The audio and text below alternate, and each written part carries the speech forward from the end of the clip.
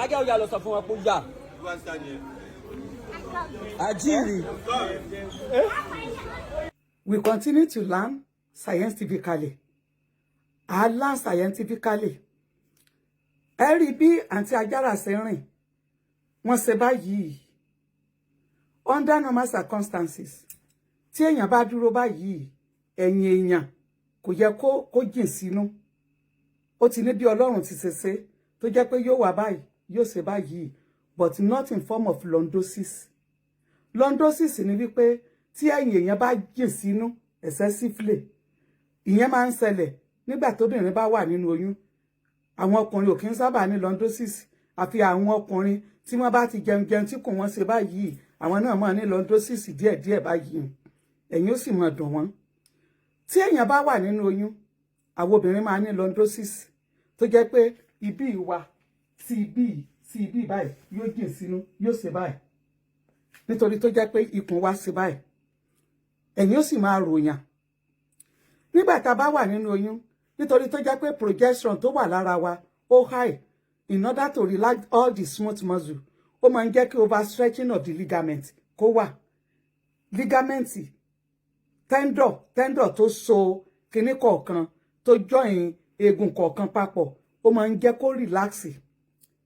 So ní tírú àǹtí Ajara yìí, ní ìgbà tí wọ́n wà nínú oyún yìí, lordosis tí wọn yóò tún pọ̀ sí ní èyí tí ò ní jẹ́ kán lè rìn, kò ní jẹ́ kán lè rìn, pain yóò máa pọ̀.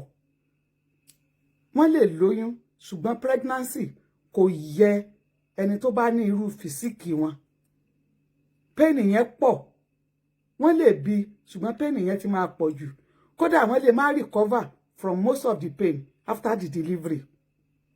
Another thing, ó ní wípé wọ́n máa ní hip dysplasia. Ẹ wo bí wọ́n ti ṣe ń rìn, wọ́n ń ṣe báyìí. Hip wọn ó wà dysplasia, kò wá accurate. Irú wọn ò ní symphysis pubis dysfunction nígbà tí wọ́n wà nínú oyún yìí. Ọ̀pọ̀lọpọ̀ gan tí wọ́n ga, wọ́n máa ní symphysis pubis dysfunction, but pẹ̀lú fìsíkì wọn tí gbogbo ẹjọ́ ìmọ̀ra wọn, symphysis pubis dysfunction yẹn yóò pọ̀ jù fún wọn, tó jẹ́ pé àti rìn yóò lágbára, nítorí tó jẹ́ pé wọn ò ní long bone tí wọ́n fẹ́ fi gbé wéètì kìíní yẹn. Long bone, bone itan wọn, femur wọn kò lágbára tó láti gbé wéètì yẹn sí ikùn wọn àti everything. Then tíbíà à ń fi bá wọn, orókún wọn, there's gonna be problem. Ọlọ́run yóò là wọ́n. Tá bá jẹ́ special people, let us go to the doctors. Ó dá ká bímọ, but àwọn ọmọ kan wà tó jẹ́ pé téèyàn bá bí, ó lè difficult àti fún ní good upbringing. Ọlọ́run yóò wò wọ́n, inshallah bí kudrat life. Ọlọ́run yóò wò wọ́n, Ọlọ́run yóò wò wọ́n, Ọlọ́run yóò wò wọ́n.